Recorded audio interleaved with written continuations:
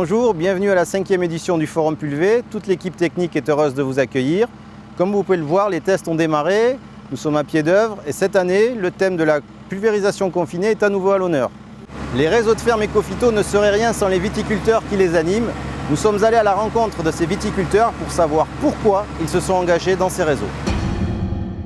C'est une question de respect pour notre santé, pour celle de nos salariés et celle des consommateurs. Aujourd'hui, il est temps de tourner la page du tout chimique et retrouver un peu le sens de notre métier. Nous sommes dépositaires d'un patrimoine commun et on en est les gestionnaires qu'on doit transmettre, donc à nous de prendre nos responsabilités. Donc autour du vignoble, j'ai 19 familles et une maison de repos. Et il est évident qu'il faut tenir compte de la qualité de l'environnement autour de toutes ces personnes-là. On travaille tous ensemble. Optimiser mes traitements, c'est un état d'esprit. Le plan éco-phyto repose sur la réduction de l'utilisation des phytos. Mais cette réduction est-elle si facile que ça à obtenir?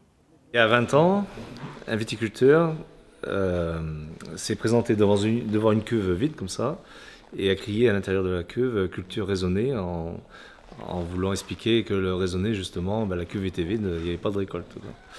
C'était un peu ça l'objectif. Et je lui ai prouvé depuis, d'ailleurs il m'a suivi dans cette démarche-là depuis, qu'on peut faire des cultures raisonnées et faire des belles récoltes sans problème. Est-ce que je vais m'en sortir dans l'entretien du sol avec du mécanique seulement? Est-ce que ça va prendre plus de temps? Pensez-vous que cela coûtera plus cher?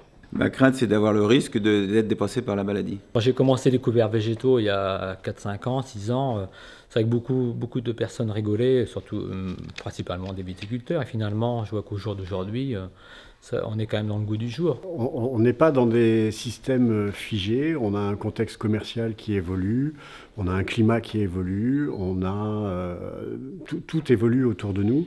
Et donc nous avons à nous poser des questions, et heureusement qu'on se pose des questions pour évoluer dans le contexte qui évolue en permanence. Et à la limite, moi, celui qui me poserait vraiment, pour qui je me poserais beaucoup de questions, c'est celui qui est figé sur ses certitudes et qui dit de toute façon c'est comme ça et je fais comme ça. Changer, c'est difficile, mais les solutions techniques existent. C'est dans les têtes qu'il faut évoluer. Le changement, c'est pas facile. Y a-t-il des solutions miracles? La protection d'un vignoble, ça commence dès la taille et c'est toute l'année, ça n'est pas qu'un calendrier de traitement. Dans notre région, on a une nécessité de rendement important, mais on a aussi des outils de pondération comme la réserve climatique qui, une fois qu'elle est constituée, nous permettent de pouvoir prendre des risques. Beaucoup d'observations dans le vignoble pour être réactif et intervenir rapidement au bon moment. Je mesure la surface foliaire déployée. Avant de traiter, j'observe le témoin non traité et d'autres parcelles traitées pour voir un petit peu comment ça évolue. Et ensuite, on peut décider correctement comment on traite. Je suis abonné au BSV et je confirme l'évolution des maladies sur mon témoin non traité. J'utilise des outils informatiques d'aide à la décision dans lesquels je peux faire mes enregistrements, voir la météo et qui me donnent des conseils de traitement. En plus des outils d'aide à la décision, je participe à des groupes d'échange, d'information et de confrontation, ce qui m'aide à prendre des décisions. La réduction des phytos, c'est l'addition de plusieurs leviers, style la qualité de pulvérisation, l'observation, et c'est en additionnant tous ces leviers qu'on y arrive. Une fois qu'on a fait tout ça, si on part avec un pull qui est mal réglé, on a raté l'objectif. Soit on n'est pas protégé, soit on a utilisé trop de produits.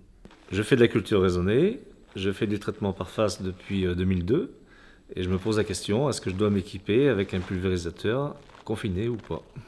Comme nous l'avons vu, le changement est complexe. Il existe de nombreux leviers, le machinisme en est un.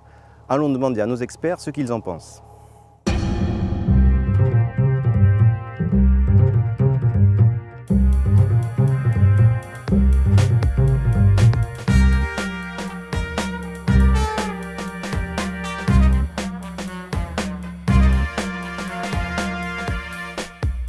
Donc, ce qui va être important sur un pulvé confiné ou un pulvé à tunnel, c'est de s'assurer qu'il ait une très bonne qualité de pulvérisation, et de s'assurer qu'il en met un maximum dans la végétation. Donc pour ça, le viticulteur, il peut s'appuyer sur les résultats d'essais tels qu'on fait lors des forums pulvés, mais également lui avec ses propres moyens, tester ses réglages et son pulvérisateur à l'aide de papier hydrosensible ou à l'aide de produits fluorescents, comme on pourrait le faire avec un pulvérisateur traditionnel. Bon, je pense que depuis une dizaine d'années, on commence à avoir une gamme de matériel qui s'est étoffée en matière de panneaux récupérateurs. Donc c'est choisir un matériel adapté aux contraintes de l'exploitation pour optimiser le taux de récupération. Sur les rampes, on a des rampes qui sont moins larges, des rampes adaptées. Sur la technologie de pulvérisation, plutôt privilégier le jet porté, le type de buse à utiliser. En fait, pour les viticulteurs, moi je pense que quelque chose qui est très important, sachant qu'il y a beaucoup de salariés qui font de la pulvérisation dans les entreprises viticoles, c'est la facilité de prise en main et la facilité de conduite. En fait, surtout le dialogue avec l'ordinateur de bord, donc qui est toujours en cabine, déjà qu'il ne soit pas trop gros, pas trop encombrant et qu'il soit facile d'accès. Parce qu'en fait, c'est quelque chose qui va permettre d'augmenter le débit de chantier. Donc il y a cette partie, disons, informatique qui est importante, et il y a la partie aussi maniabilité et automatisation des tâches en bout de champ. C'est-à-dire qu'en fait, l'ouverture automatique des panneaux avec le réglage automatique est très importante. Comme à l'habitude pour cette nouvelle édition, nous sommes sur les domaines Rémi Martin, et je vais laisser la parole à nos hôtes qui vont nous expliquer pourquoi ils soutiennent le Forum Pulvé depuis bientôt 10 ans.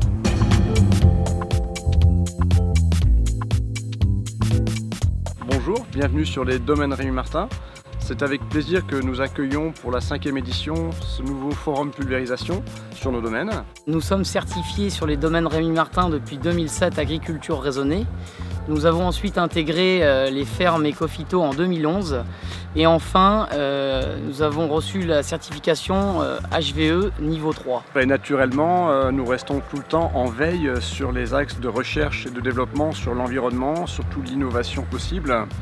L'aboutissement de toutes ces recherches est également de pouvoir conseiller au mieux l'ensemble des livreurs de la maison Rémi Martin et de leur apporter des solutions concrètes dans un objectif d'améliorer nos pratiques environnementales.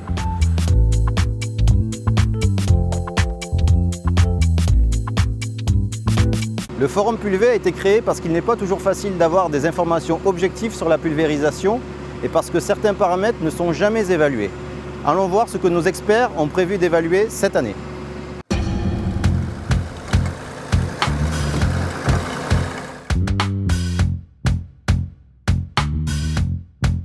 Donc on va mesurer le diamètre de la trace qu'on a marquée au sol. En fait, on va prendre le diamètre maximum. Le diamètre de giration, c'est l'encombrement des panneaux quand on tourne avec le pulvérisateur. En fait, c'est de comparer les appareils entre eux pour voir en fait, s'il y en a qui peuvent tourner avec des tournières moins larges que d'autres. Parce qu'en fait, c'est un peu le souci de ces appareils-là, c'est qu'ils ont un encombrement très important et une conduite qui n'est pas forcément évidente, quoi. Après, on va refaire une deuxième manipulation avec les panneaux fermés. En fait, ce qui va représenter la giration quand on est en mode transport.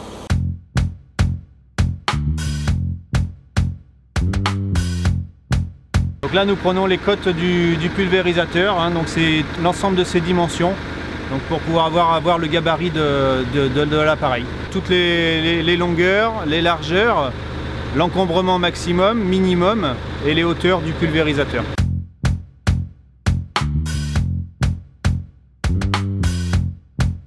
On fait une mesure de précision de la jauge de niveau de la cuve du pulvérisateur, en fait par différence entre la vision qu'on a de la jauge et la précision du compteur à eau qui remplit la cuve. Et on fait une étape tous les 200 litres et en fait au dernier palier on va sur 300 litres parce qu'on a un pulvérisateur de 1500 litres. Et en fait sur les jauges mécaniques on est relativement précis, on n'a quasiment pas d'écart. Certains pulvérisateurs ont une jauge électronique, donc on compare les trois jauges. Donc le compteur à eau, la jauge mécanique et la jauge électronique.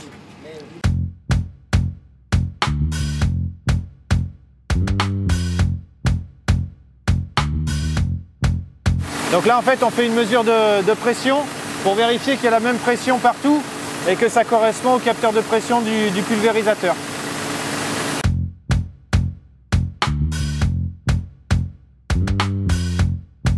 Donc là, en fait, on mesure le débit des buses du pulvérisateur. Donc comme ça, on connaîtra le débit réel des buses. Associé aux mesures de pression qu'on a fait tout à l'heure sur le pulvérisateur, ça permet de connaître le débit réel du pulvérisateur.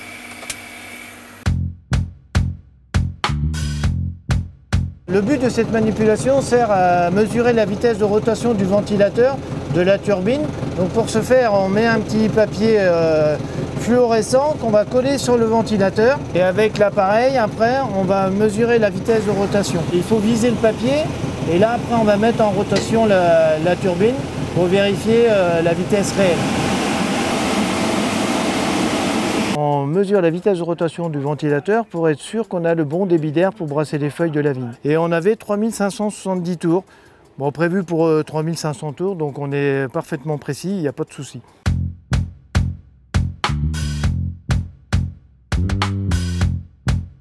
Donc là en fait on va mesurer la vitesse d'avancement du tracteur et du pulvérisateur, donc en chronométrant.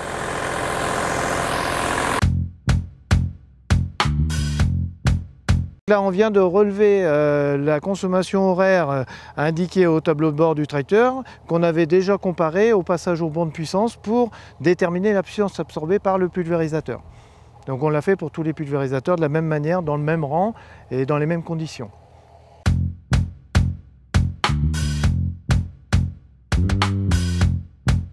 Ici, on mesure la pression au sol.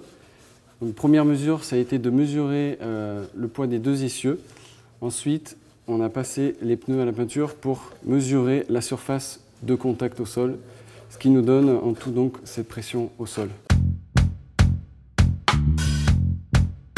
Donc, je suis en train de mesurer le niveau de bruit du pulvérisateur en limite de propriété. Et j'utilise un sonomètre pour cela et j'ai une valeur de bruit indicative. C'est une mesure de bruit que l'on fait à chaque pulvérisateur. Pour ça, je me mets sur le bord de la route et je mesure le niveau de bruit quand le pulvérisateur repart dans les vignes.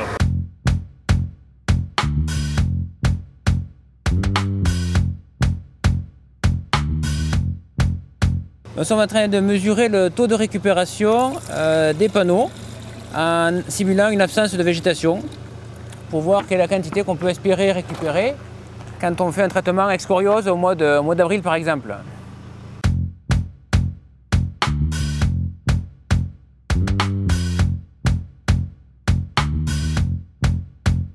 Donc là on mélange de la tartrazine, c'est un colorant alimentaire avec de l'eau.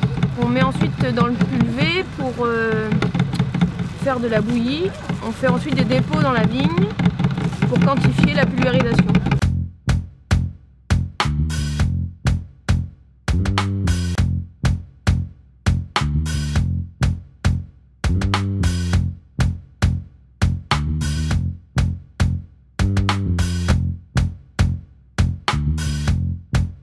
Donc là on est en train de ramasser des collecteurs qui ont été pulvérisés, donc on voit les petits impacts orange dessus. L'idée c'est de pouvoir faire un bilan de masse, c'est-à-dire on mesure ce qui sort du pulvé, ce qui est intercepté par la vigne, on mesure ce qu'il y a au niveau du sol, on mesure le taux de récupération des panneaux et on en déduit les pertes aériennes. L'avantage c'est que c'est vraiment quantitatif comparé au papier d'eau sensible où c'est uniquement qualitatif.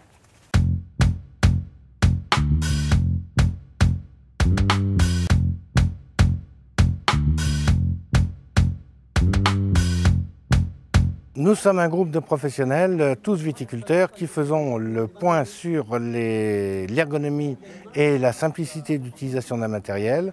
On regarde l'emplacement des fils, des buses, les débits d'huile, les débits d'eau, les facilités de réparation, l'emplacement de la console centrale dans le tracteur et la simplicité d'utilisation de celle-ci, de manière à essayer d'avoir du matériel de plus en plus simple d'utilisation et de plus en plus ergonomique.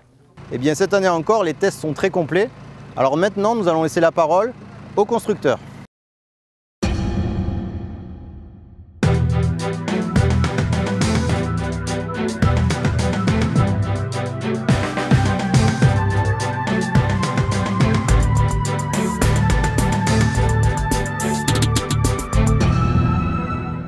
Je vous présente un produit italien qui s'appelle Driftstopper, produit par la maison Caffini. Un premier grand avantage, c'est d'avoir une gestion électronique du virage. Quand le tracteur commence à tourner, en automatique, les senseurs ouvrent le vérin et permet de pouvoir suivre la trace du tracteur. Le premier timon suiveur est accouplé avec un deuxième qui est juste en arrière, qui aide la pulvée à avoir un rayon de braquage qui est vraiment étroit, qui donne une très bonne stabilité pour éviter qu'il y ait des renversements. Le deuxième point qui est très important, c'est la qualité du traitement. Donc en fait, là nous avons deux arcs de traitement qui sont croisés, qui rentrent dans la vigne, pénètrent, ils sont récupérés par les panneaux sur les côtés et récupérés. Chaque panneau, il a son filtre pour filtrer ce qu'il était récupéré. Il a une turbine spécifique pour créer un volume d'air. C'est un brevet que nous avons qui est une ce qu'on appelle rideau d'air. Rideau d'air, c'est que le traitement qui vient se faire et qui mène le produit phytosanitaire à l'intérieur de la vigne, il est protégé par ces rideaux d'air qui créent comme une protection, comme une barrière et qui empêche que le produit qui est dans la culture, qui est donc dans la vigne, soit dispersé, qu'il y ait une dérive ou qu'il tombe. Donc cela, il est protégé, il garde donc le produit phytosanitaire à l'intérieur de la vigne pour avoir un dépôt de produits phyto dans la masse foliaire qui soit bien micronisé et bien gardé. Troisième avantage, on a un panneau récupérateur qui est équipé avec des fonctions très sophistiquées, mais de même qui est très simple à utiliser. Nous avons un DPAE qui permet de pouvoir tout gérer. Par exemple, quand on fait les virages, de pouvoir faire monter automatiquement les roues derrière, de débloquer dans ce cas-là les timons et de bloquer la soufflerie. Et en revenant et en rentrant dans la vigne, de se remettre en centre, de repartir avec le volume d'air, de repartir avec le timon qui se bloque et se met en centre et avec le traitement tout en automatique. Et donc cela facilite beaucoup le travail de l'opérateur.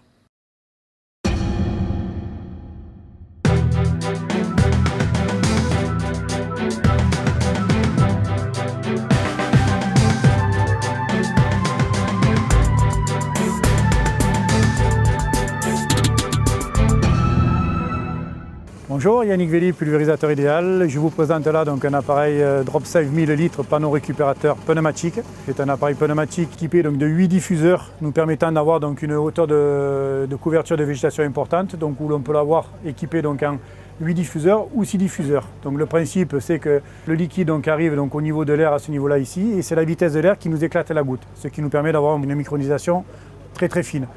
La particularité, c'est que le panneau est équipé d'un flux laminaire ici, à ce niveau-là ici, ce qui nous permet de pouvoir confiner, je dirais, encore davantage le panneau pour éviter d'avoir davantage d'embrun. Le panneau est équipé d'une grille à ce niveau-là ici, donc avec des lamelles donc, verticales, où le liquide pulvérisé de l'autre côté vient se déposer à ce niveau-là ici, et le flux d'air donc est traversé.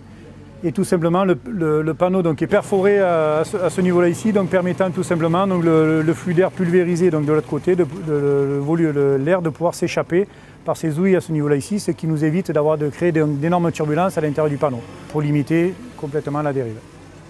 La grille à ce niveau-là ici donc, est la conception du panneau, donc vous voyez donc, la largeur donc, et la hauteur du panneau à ce niveau-là ici nous permet surtout de confiner davantage et surtout d'avoir un bon taux de récupération. Autre point fort, c'est le principe donc, de la gestion automatique donc, des panneaux, c'est-à-dire que ça nous permet d'avoir l'automatisme d'ouverture, de fermeture donc, quand on tourne, d'avoir très peu de manipulation à faire, je dirais, quand on manœuvre, ce qui permet la facilité d'utilisation du panneau récupérateur. Le boîtier tactile donc, positionné donc, à côté du poste de conduite nous permet tout simplement donc, la gestion électronique, donc le système DPAE, et tout simplement d'avoir juste 2 interrupteurs à ce niveau-là ici pour ouvrir et fermer donc, les panneaux, ce qui nous permet d'avoir l'ouverture et la fermeture du liquide donc, instantané. Tout se fait automatiquement, ainsi que les réglages des largeurs de traitement. Tout est pré-réglé au départ puisqu'il y a 99 programmes donc, à l'intérieur du panneau.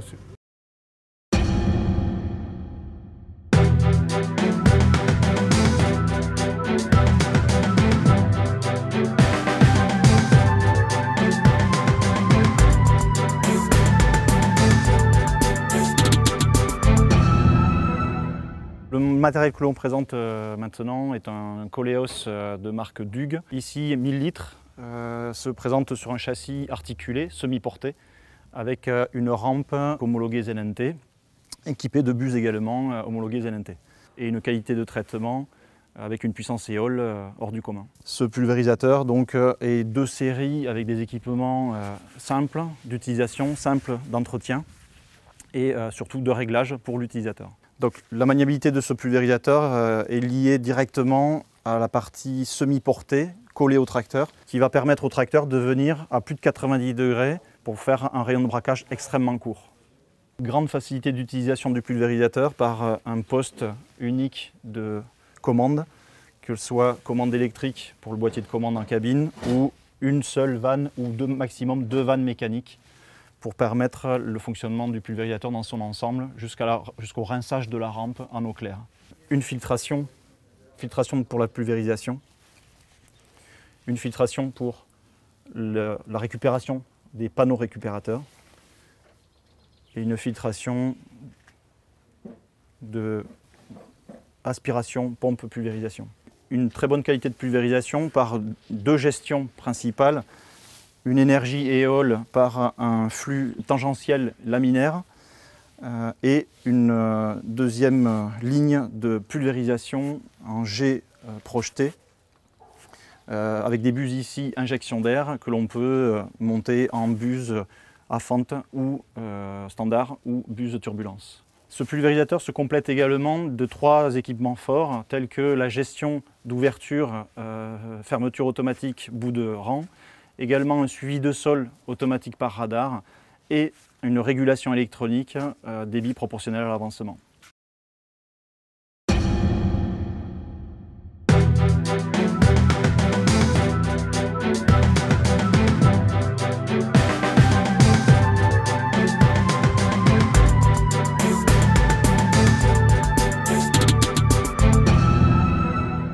Monsieur Martin, donc pulvérisation S21, constructeur français d'une gamme très complète de pulvérisateurs viticoles et arboricoles. Présentation d'un pulvérisateur 1500 litres tracté, version confinée, pulvérisation S21, marque entièrement française.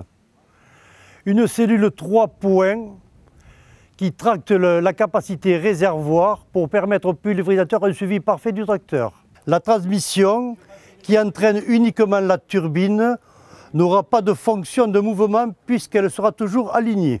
Équipée d'un essieu bogie, j'ai bien dit bogie, pas double essieu, pour assurer une stabilité optimale puisque nous avons toujours une roue portante au sol étant donné que nous avons un pivotement à l'axe de ce porte-essieu.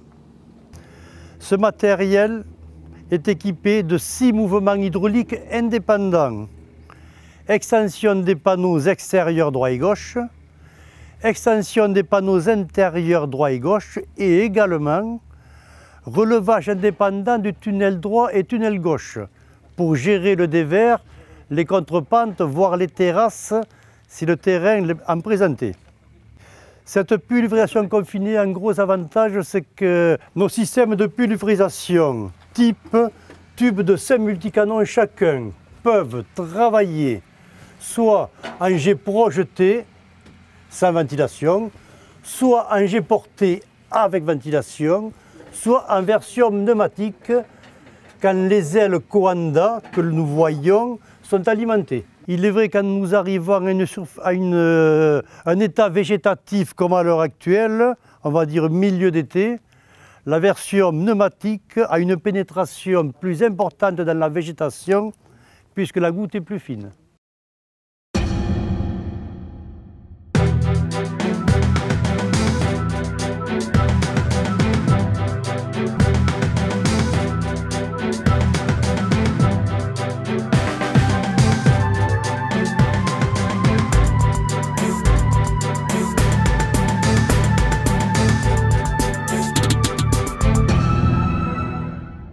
Je vous présente l'appareil de traitement confiné à panneau récupérateur Friuli, modèle Recovery Drift. Un appareil de 1000 litres conçu pour les vignes de 1,80 m jusqu'à 3,60 m. Il est équipé avec des panneaux pour faire de la pulvérisation confinée. Panneau récupérateur, la récupération se fait avec une pompe de récupération pour éviter tout ce qui est mousse par pression dans la cuve. L'appareil est autonome, il a une centrale hydraulique. Donc juste une prise de force et une prise 12 volts et n'importe quel tracteur peut l'entraîner. Le premier avantage est une ventilation réglable. Grâce à cette molette ici noire et au manomètre à côté, on va pouvoir ajuster la ventilation en fonction de la végétation sur la vigne. L'avantage, c'est que sur les premiers traitements où on a très peu de végétation, on va pouvoir mettre juste un petit peu d'air pour pouvoir pousser le produit à l'opposé pour récupérer un maximum sans casser la végétation. Et plus la végétation va augmenter, et plus on va pouvoir augmenter la ventilation pour brasser un maximum les feuilles pour pénétrer au maximum dans le palissage. Deuxième avantage, c'est le boîtier de commande appelé Spray Control qui permet l'automatisation en bout de parcelle où grâce à un simple bouton, on va pouvoir commander automatiquement en fonction de la largeur programmée dans le boîtier et l'épaisseur de palissage programmée, l'ouverture et la fermeture de la rampe automatiquement. Ça va aussi commander la pulvérisation automatiquement et commander le mouvement de l'essieu arrière. Le troisième avantage est la maniabilité en bout de parcelle. Vu que grâce à l'automatisme l'appareil se rétrécit, l'appareil est beaucoup moins large, donc permet une meilleure maniabilité On l'est équipé aussi d'un attelage tournant situé juste avant la pompe qui va lui permettre de suivre exactement le tracteur et de pivoter pour augmenter le rayon de braquage. Et d'un second essieu qui est automatisé, qui va se lever en bout de parcelle pour tourner et qui va se rebaisser dans le rang de vigne en cours de travail.